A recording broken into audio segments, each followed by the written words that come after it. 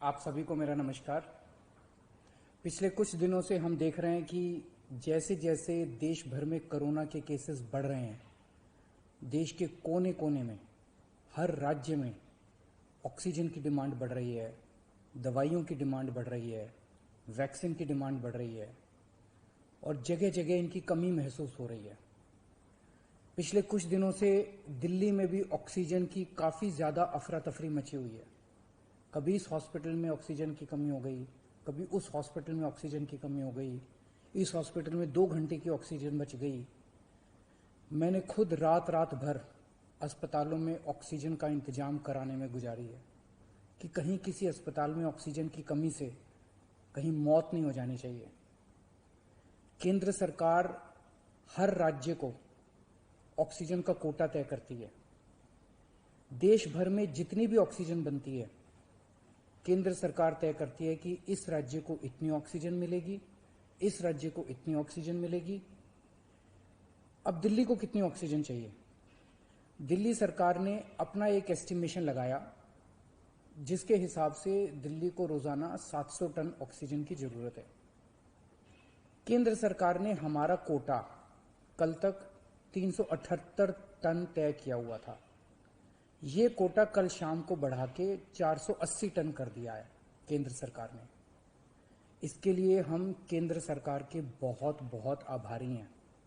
हालांकि हमें अभी और भी काफ़ी ऑक्सीजन चाहिए, लेकिन केंद्र सरकार ने जितना भी बढ़ाया है उसके लिए हम उनका बहुत बहुत शुक्रिया अदा करते हैं। अब केंद्र सरकार ये भी तय करती है कि जो आपके कोटे की ऑक्सीजन है वो कौन सी कंपनी देगी। जैसे दिल्ली में तो ऑक्सीजन बनती नहीं है, दिल्ली की सारी ऑक्सीजन दिल्ली के दूसरे राज्यों से, दिल्ली के बाहर के दूसरे राज्यों से आती है। तो केंद्र सरकार तय करती है कि फलाने राज्य की ये कंपनी आपको इतने किलो ऑक्सीजन देगी, फलाने राज्य की ये कंपनी आपको इतने किलो ऑक्सीजन देगी। मान लो राजस्थान की ये कंपनी आपको इतने किलो देगी, हरियाणा की ये कंपनी आपको इतने किलो देगी। तो केंद्र सरकार कंपनियां तय करती है कि किस कंपनी से दिल्ली को अपने कोटे की ऑक्सीजन आएगी। अब दूसरी समस्या यहां पे आ रही है कि ये जो कंपनियां जिन राज्यों में हैं, उनमें से कुछ राज्यों की सरकारों ने उन कंपनियों से जो दिल्ली के कोटे की ऑक्सीजन आनी थी वो भेजनी रोक दी। राज्यों ने कहा कि पहले हम अपने राज्य में इस्तेमाल करेंगे, दिल्ली का कोटा भी हम इस्तेमाल करेंगे, दिल्ली के जो ट्रक हैं वो जाने नहीं देंगे। लेकिन मैं केंद्र सरकार का और दिल्ली हाईकोर्ट का शुक्रिया अदा करना चाहता हूं।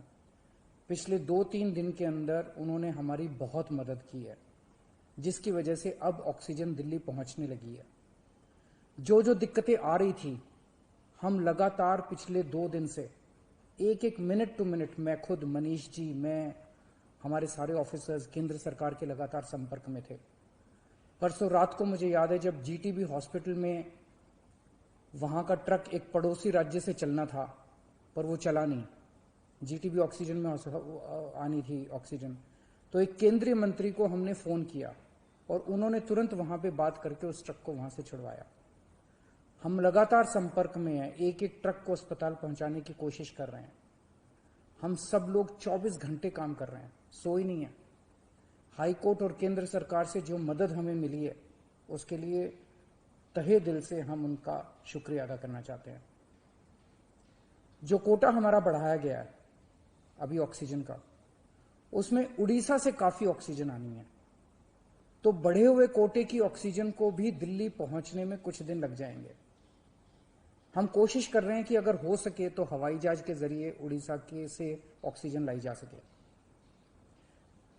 जब हमने लॉकडाउन लगाया था, मैंने आपको बोला था कि ये 6 दिन का जो लॉकडाउन है, ये 6 दिन हम आराम नहीं करने वाले, हम 24 घंटे काम करेंगे।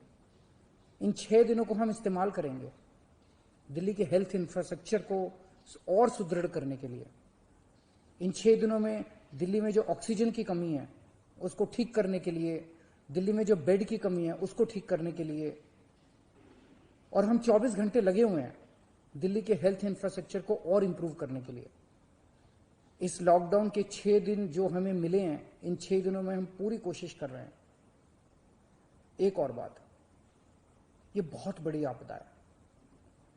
इस आपदा में अगर हम सारे लोग हरियाणा, पंजाब, तमिलनाडु, गुजरात, पश्चिम बंगाल इसमें बट गए तो भारत नहीं बचेगा। इस वक्त हमें एक दूसरे की मदद करनी है। हमें भारतीय बनना है, हमें इंसान बनना है। देश के लोग आज सभी न्यूज चैनल पे देख रहे हैं कि दिल्ली में आने वाला ट्रक किसी और राज्य ने रोक दिया, मध्य प्रदेश में जाने वाला ट्रक फलाने राज्य ने रोक दिया। ये तो ठीक नहीं है। लोग ये नहीं चाहते। देश के लोग आज ये देखना चाहते हैं कि दिल्ली ने किसी दूसरे राज्य की मदद कैसे करी, उत्तर प्रदेश ने किसी राज्य की कैसे मदद की। हम एक साथ मिलकर आपदा से लड़ना है हमें, तभी भारत बचेगा। अभी तो समय ये है कि उत्तर प्रदेश वाला दिल्ली की मदद करे, दिल्ली वाला हरियाणा की मदद करे, हरियाणा वाला बिहार की मदद करे, बिहार वाला गुजरात की मदद करे। हम सारे लोग अगर एक दूसरे की मदद करेंगे तभी तो भारत बचेगा। और अगर इतनी मुश्किल घड़ी में भी हम सारे एक दूसरे से लड़ने लग गए तो अगर भारत राज्यों में बट गया इस समय तो फिर भारत को कौन बचाएगा। मेरी सारी नागरिकों से अपील है, सारी सरकारों से अपील है कि आइए मिलके एक होके लड़ते हैं।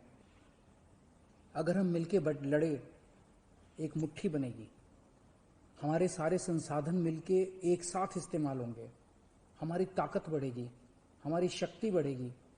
और अगर हम बट गए तो फिर कोई हमें नहीं बचा पाएगा। मैं सभी राज्य सरकारों से कहना चाहता हूं कि दिल्ली का मुख्यमंत्री होने के नाते मेरे से जो बन पड़ेगा, मेरे हाथ में जो होगा, आप मुझसे मांगिए, मैं दूंगा। पूरे देश की मदद करेंगे। अगर दिल्ली में हमारे पास ऑक्सीजन जरूरत से ज्यादा होगी तो हम दूसरे राज्यों को ऑक्सीजन देंगे। अगर हमारे पास किसी दवाई की ज्यादा मात्रा होगी तो वो भी हम दूसरे राज्य के साथ बांटेंगे। और जब दिल्ली में कोरोना कम होगा और किसी दूसरे राज्य में डॉक्टर्स की जरूरत हुई, हम वहां डॉक्टर्स भी भेजेंगे। हम सभी भारतवासी हैं, हम अपने देशवासियों की मदद करेंगे, सभी राज्यों की मदद करेंगे, क्योंकि ये बीमारी कोई बॉर्डर देख के नहीं फैलती। मैं उम्मीद करता हूं कि इसी भावना के साथ हम सभी मिलके एक साथ, सारी सरकारें, केंद्र सरकार, सारी राज्य सरकारें, हम मिलके काम करेंगे, एक भारत बन के काम करेंगे कोरोना को हराने के लिए। हमें पूरी दुनिया के सामने दिखा देना है कि विश्व में सबसे ज्यादा कोविड केसेस भारत में होने के बावजूद कैसे भारत के लोगों ने, यहाँ की सरकारों ने मिलके कैसे इस आपदा से लड़ाई की, कैसे हमने सारा प्रबंधन किया। भारत के लोग दुनिया को दिखा देंगे कि कैसे एक साथ मिलके इस खतरनाक बीमारी को हमने हराया। जय हिंद।